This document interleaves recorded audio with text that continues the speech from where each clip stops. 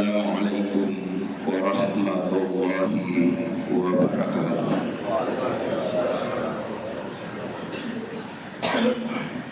Allahu Akbar, Allahu Akbar.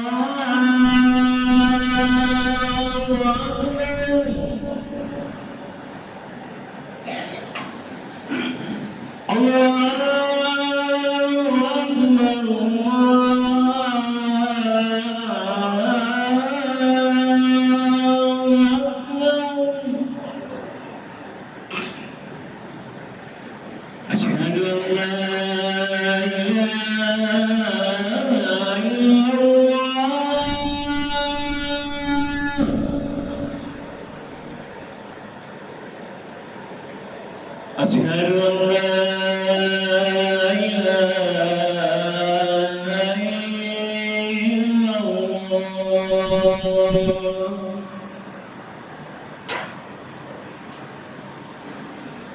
Asyhadu anna Muhammadar Rasulullah.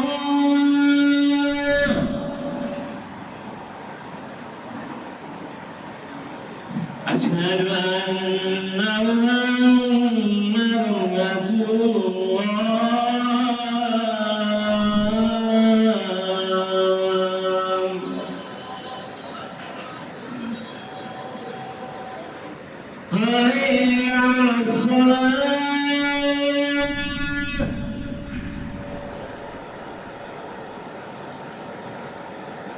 Hayya 'alas shalah. Hayya 'alas shalah.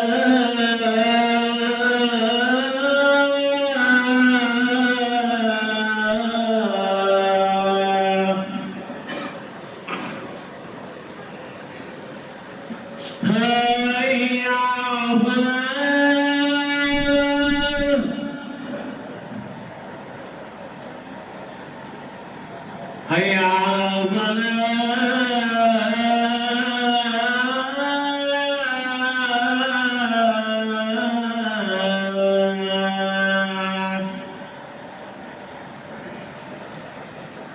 Allahu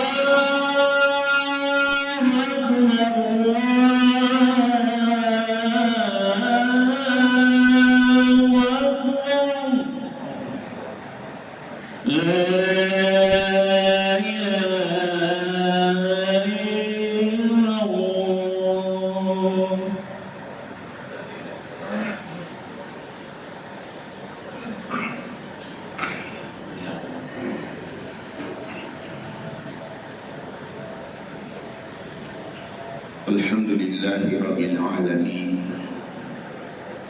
Alladhi arsala rasulahu bil huda wa dinil haq liyudhhirahu ala dini kulli wa kafa billahi shahida. Asyhadu an la ilaha illallah wahdahu la syarika lahu wa asyhadu anna Muhammadan abduhu wa rasuluh. Allahumma salli wa sallim ala Muhammad wa ala alihi wa sahbihi ajma'in, amma ba'd. Ya ayyuhal muslimun al-hadirun, usikum wa iyaya bittaqwa faqad fazal muttaqun.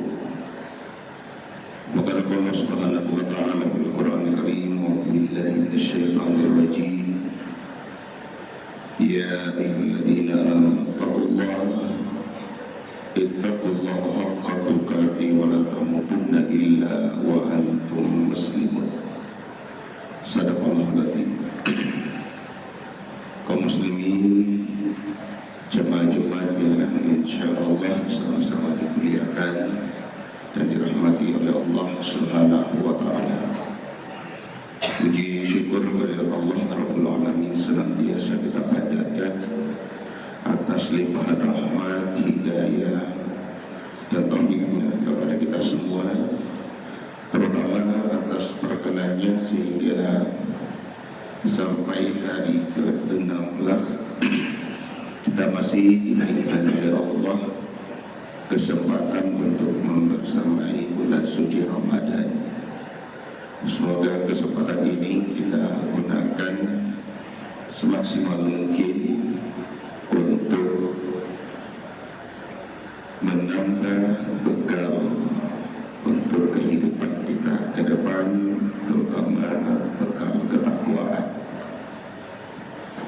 Salawat dan taslim atas junjungan Nabi Allah Muhammad sallallahu alaihi wasallam, Nabi junjungan dan panutan terbaik kita, salah satu yang patut untuk kita teladani khususnya di bulan suci Ramadan adalah beliau semakin akhir Ramadan semakin meningkatkan kualitas qiyam Ramadannya.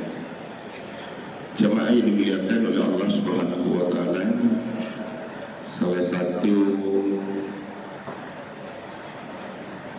informasi atau berita yang agak viral terakhir ini secara global adalah hasil survei yang meskipun mungkin sebagian dilakukan sudah agak lama, tetapi sebagai pembanding dengan yang terjadi hari ini, disinyalir bahwa di Timur Tengah kalau dibandingkan tahun 2013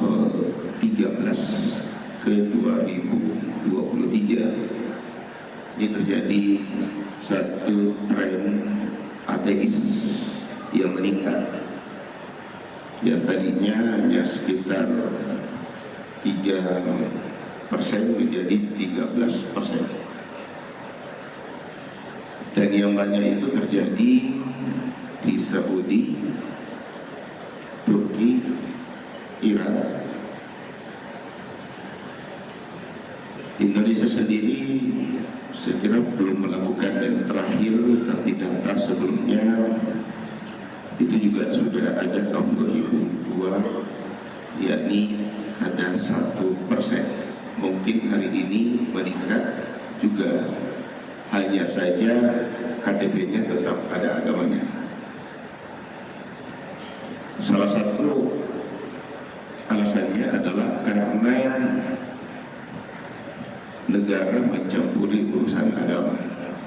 Tapi ini mungkin satu upaya untuk mengiring agar sebuah negara tidak dikendalikan oleh atas nama agama. Tetapi sisi lain yang menarik sebetulnya adalah karena sebagian umat Islam juga menampilkan Islam ini itu agak berbeda dengan misi yang dibawa oleh Rasulullah SAW sebagai Nabi yang diutus sebagai rahmatan lil alamin, sebagai Nabi yang membawa misi kasih sayang yang bersifat universal.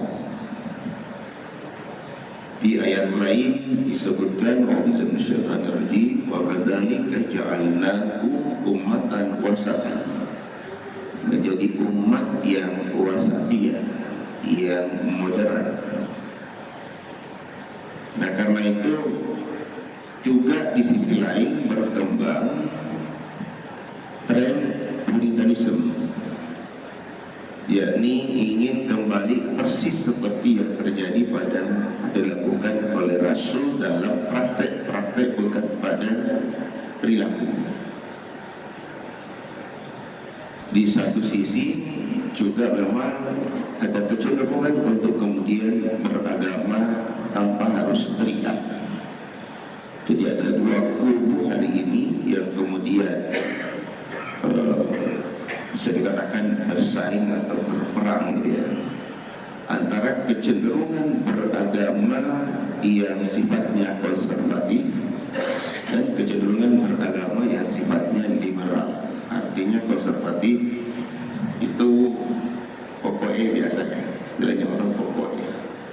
Pokoknya kalau kita mau salat ya semua bid'ah kalau tidak persis dengan Nabi.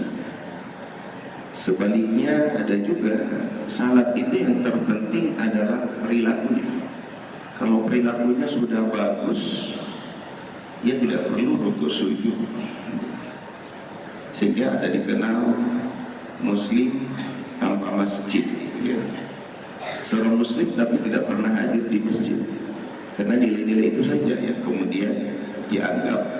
Dan ini juga dua-duanya sebetulnya membawa dampak yang kurang bagus bagi perkembangan Islam baik di Indonesia maupun dalam skala global. Jadi pertarungan hari ini adalah satu sisi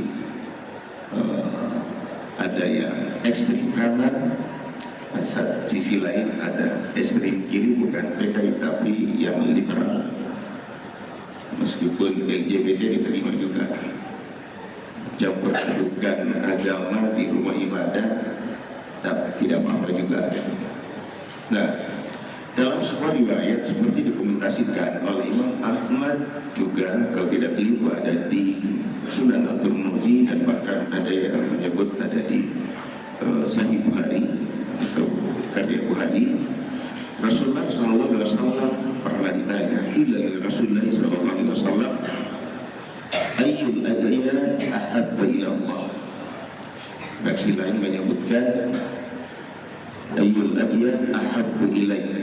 Jadi ada redaksinya agama yang paling dicintai oleh Allah atau yang paling dicintai oleh Rasulullah. Nabi ditanya, apa jawaban Rasulullah? Al-Hanifiyah as-Samha, yakni beragama yang hanif dan yang samha atau toleran. Coba-coba ini diajarkan oleh Allah Subhanahu wa Ta'ala. Apa yang dimaksud dengan hanif? Pertama, kita beragama tidak melakukan penyimpangan dari ajaran agama kita, seperti yang telah dilakukan oleh pengikut agama sebelum kita, baik dalam persoalan akidah maupun dalam persoalan ibadah mahdoh. Dalam persoalan akidah antara lain Al-Quran menginformasikan bahwa kesalahan besar telah dilakukan oleh umat terdahulu, antara lain karena menyebut dan meyakini Uzair anak Tuhan, ada yang meyakini Isa anak Tuhan, ada yang nabinya tadinya disuruh salat. Tentu kalau salat itu kan ada rukuk sujud, dan rukuk sujud yang utama, tetapi kemudian diubah sekedar doa, dan doanya pun diubah dalam bentuk nyanyian saja, dan nyanyian itu pun bisa dengan bahasa macam-macam. Ini terjadi perubahan dalam akidah dan ibadah mahdoh. Hari ini juga kita masih menemukan, ya mungkin dari segi nama tidak ada persoalan, tetapi di Makassar baru-baru ini kita tangani ada aliran namanya hakikinya hakiki. Kalau dari segi namanya bagus sekali, Lise'e. Tapi setelah diinterogasi ternyata dia sendiri mengaku bahwa diketahui Jibril, macam-macam pengakuannya. Orientasinya ternyata dalam pengobatan, dan pengobatannya pun dipakai emas. Jadi emas itu yang dilebur dulu baru. Nah, jadi lebih kepada orientasi mencari uang. Ada juga yang kemudian muncul di Goa, namanya bab kesucian. Hasil penelitian Ketua MUI Goa ini dinilai sebagai sebuah cara beragama yang bersifat sinkretisme, mencampur baurkan satu keyakinan dengan keyakinan yang lain. Karena salah satu ajarannya adalah tidak makan daging, karena daging itu ada darahnya dan bisa mempengaruhi sifat yang panas. Dan ajaran ini kan ditemukan dalam agama Hindu. Yang lebih fatal itu muncul jual beli kartu masuk surga, dan itu beda-beda. Jadi tergantung surga mana yang diinginkan. Sampai jual beli kartu masuk surga itu menunjukkan bahwa ada kehausan spiritual umat ini di satu sisi, tapi kemudian ada layanan terhadap umat yang tidak maksimal. Di sisi yang lain juga kita bisa lihat bagaimana yang juga melakukan kebebasan. Tapi kita kembali pada persoalan tadi. Makna Hanif tidak melakukan penyimpangan ajaran agama, terutama berkaitan dengan akidah dan ibadah mahdoh. Yang kedua, Hanif dalam pengertian lurus, tulus beribadah hanya kepada Allah Subhanahu wa taala. Allah berfirman, "Wa ma umiru illa liya'budullaha mukhlishina lahu-d-din hunafa." Menjelang tahun 2024, godaan ini agak berat. Bagaimana kita bisa menjaga ketulusan, keikhlasan kita dalam beribadah, keikhlasan kita dalam berinfak misalnya, membantu orang lain. Ini berat, apalagi kalau menghadapi tahun politik. Kasus sebelumnya kan kita bisa lihat, ada orang sudah menyumbang karpet di masjid karena tidak terpilih, minta dikembalikan. Ada orang menyumbang batako di sebuah setapak, tapi karena tidak terpilih, minta juga dibongkar. Saya juga ditanya, ada orang marah-marah tidak terpilih oleh jamaah masjid, padahal dia sudah sumbang masjid. Dan ini kan sebuah fakta-fakta yang menunjukkan bahwa beragama yang hanif dan dicintai oleh Allah Subhanahu wa taala memang itu agak berat. Karena keikhlasan ini yang berat hari ini. Tidak sedikit hari ini kemudian orang memang menyumbang, tetapi bawa sendiri juga orang. Ya, kalau ini TV-mu ya itu panitia yang mendapat, bukan saya. Nah ini yang merusak hari ini sebetulnya. Keberagamaan kita itu sudah dikomersilkan kadang-kadang. Di satu sisi ada kehausan spiritual, tapi sisi lain ada bayangan cara beragama yang kurang pas. Itu yang paling tidak ada dua makna hanif itu. Lalu kemudian as-samha, beragama yang toleran, yang bisa memahami orang. Rasulullah sendiri kalau kita lihat ketika beliau di Madinah itu bukan tidak ada tetangganya yang non muslim, tetapi dalam konteks berinteraksi dengan mereka, Rasulullah menunjukkan ada sikap yang berbeda ketika itu menyangkut persoalan akidah dan ibadah mahdoh, dan ketika menyangkut persoalan muamalah dan akhlak.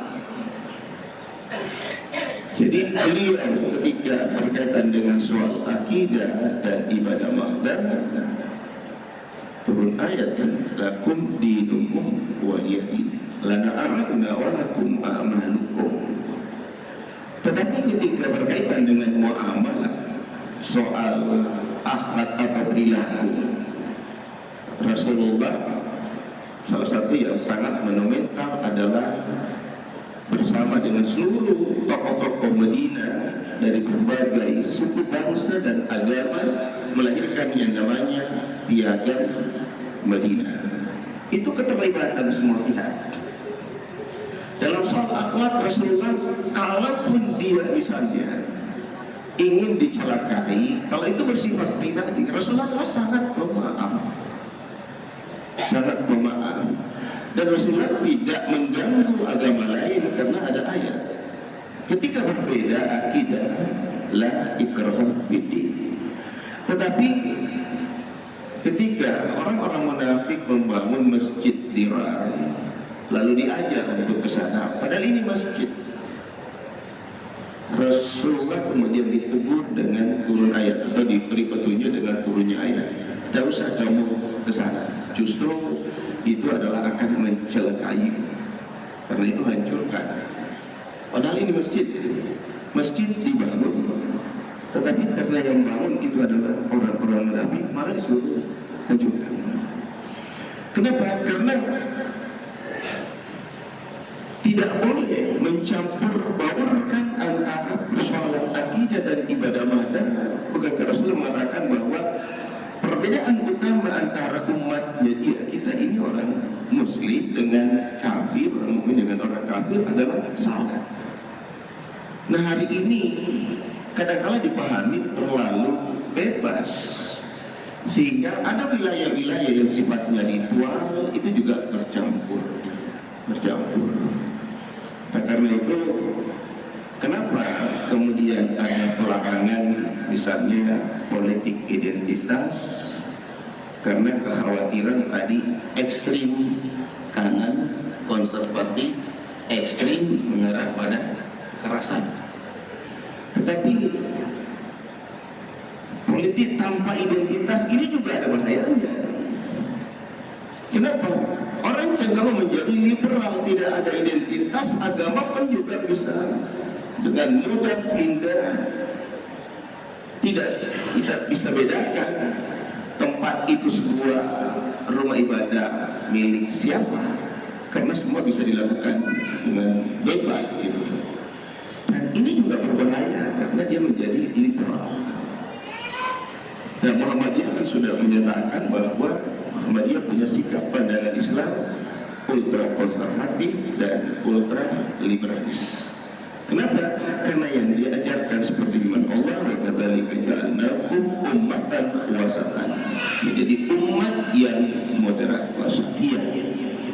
Nah, yang juga tidak kalah pentingnya sebetulnya adalah bagaimana kita seluruh aktivitas keislaman kita itu adalah dalam rangka mengembalikan kefitrahan kita. Kita sebetulnya ini manusia lahir dalam keadaan fitrah. Di situ sudah ada tauhid, di situ sudah ada nilai-nilai kebenaran, nilai-nilai kejujuran yang kita bawa. Tetapi proses tazkiyah itu kadang-kadang kurang. Yang ada hanya proses tarbiyah, pendidikan ya, tadi pengembangan bakat dan minat, tetapi tazkiyatun nafs kurang. Akhirnya kefitrahan kita ini bisa terkotori. Sebagai contoh, ada kecenderungan hari ini anak-anak TK lebih jujur daripada anak SD. Benar ya? Anak SD lebih jujur daripada anak SMP. Anak SMP sama anak SMA sudah hampir sama. Itu artinya apa? Kalau pendidikan kita berhasil untuk itu, berarti kan seharusnya semakin dididik orang semakin jujur. Hari ini pada umumnya tidak. Yang jujur itu biasanya yang anak-anak. Nah, apa yang salah? Apa yang kurang? Karena kita lahir dalam keadaan fitrah, tetapi kemudian kita menganggap bahwa diri kita ini seperti kertas kosong saja. Padahal ada potensi tauhid yang kemudian membawa nilai-nilai akhlak atau integritas. Kalau itu tidak ditazkiyah, maka kemudian inilah yang memudahkan kita bisa kekeringan spiritual, lalu kemudian menjadi orang yang kurang terkendali. Jemaah-jemaah yang dimuliakan oleh Allah Subhanahu wa taala, karena itu beragama yang paling dicintai oleh Allah adalah tidak ekstrim kanan, juga tidak ekstrim kiri. Ada hal yang perlu murni, terutama akidah, tetapi begitu sudah berbeda akidah kita, maka yang berlaku adalah lakum dinukum waliyadi. Tantangan ini yang terakhir saya sampaikan. Tantangan biasanya itu adalah karena adanya budaya-budaya yang disertai dengan keyakinan. Ini yang biasanya berat kita hadapi. Kenapa? Karena sebagian dari budaya itu ada unsur kemusyrikan. Minimal ada unsur khurafat. Nah, sebetulnya negara kita itu sudah jelas aturannya di pasal 29 kan itu. Undang-Undang Dasar 45 bahwa semua orang diberikan kebebasan untuk beribadah sesuai dengan agama dan kepercayaannya. Nah karena itu negara menghadirkan namanya tim pakem. Nah untuk apa ini sebetulnya? Supaya ini jangan kemudian terjadi gesekan karena kita mau mengatakan dia seorang muslim, seorang mukmin, tapi memelihara kemusyrikan. Jadi sekarang itu sudah diberikan keleluasaan, kalau tidak mau diganggu budayanya yang mengandung kemusyrikan berdasarkan akidah Islam, maka ganti KTP-nya tidak lagi Islam, tetapi aliran kepercayaan ini. Tapi kalau anda masih tetap mau disebut muslim, maka yang berlaku yad'una ilal khair ya'muruna bil ma'ruf wa yanhauna 'anil munkar. Itu berlaku karena itu ajaran agama kita. Tidak boleh membiarkan kemusyrikan begitu saja. Nah, coba yang dimuliakan oleh Allah Subhanahu wa taala. Jadi mari kita sama-sama mencerahkan umat ini saling berbagi, tidak hanya kemudian berdebat hanya pada persoalan ibadah mahda atau apa, lalu kemudian terjadi konflik, lalu orang merasa bahwa berislam ini sepertinya hanya beban, hanya konflik dan tidak memberikan kebahagiaan, hanya menjanjikan kebahagiaan di akhirat tetapi tidak memberikan kebahagiaan di dunia. Mudah-mudahan kita semua adalah bagian dari hamba Allah yang diampuni dosa-dosanya, dibimbing dengan hidayahnya, diberikan kemudahan, kuatan dengan taufiknya. Barakallahu li wa lakum fil Qur'anil azim wa nafa'ani wa iyyakum bima fihi minal ayati wa dzikril hakim wa taqabbal minni wa minkum tilawatahu innahu huwal ghafurur rahim.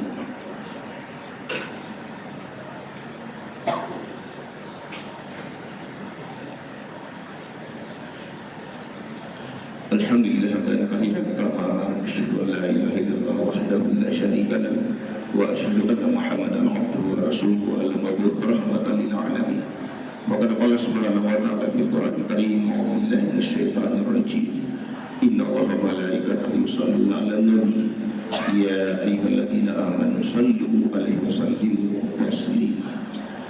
Allahumma shalli 'ala Muhammad wa ala Muhammad. Allahumma ighfir lil muslimin wal muslimat wal mu'minina wal mu'minat al ahya'i minhum wal amwat innaka sami'un 'alimun mujibud da'wat wa ya qadiyal hajat. Allahumma salli ala sayyidi wa zulman hadzal muslimin. Allahumma arina al-haqqa haqqan warzuqna ittiba'ah wa arina al-batila batilan warzuqna ijtinabah. Allahumma inna nas'aluka ridhaka wal jannah wa na'udzu bika min sakhtika wan nar. Allahumma innaka 'afuwwun tuhibbul afwa fa'fu 'anna ya rahim. Allahumma rabbana atina min ladunka rahmah wa hib lana min amrina rashada. Allahumma rabbana atina fid dunya hasanah wa fil akhirati hasanah wa qina adzabannar. Ibadallah, inna Allaha ya'muru bil 'adli wal ihsan wa ita'i dzil qurba wal fahsya'i wal munkar wa la dzikrullahi akbar wallahu ya'lamu ma tasna'un wa aqim as-salah.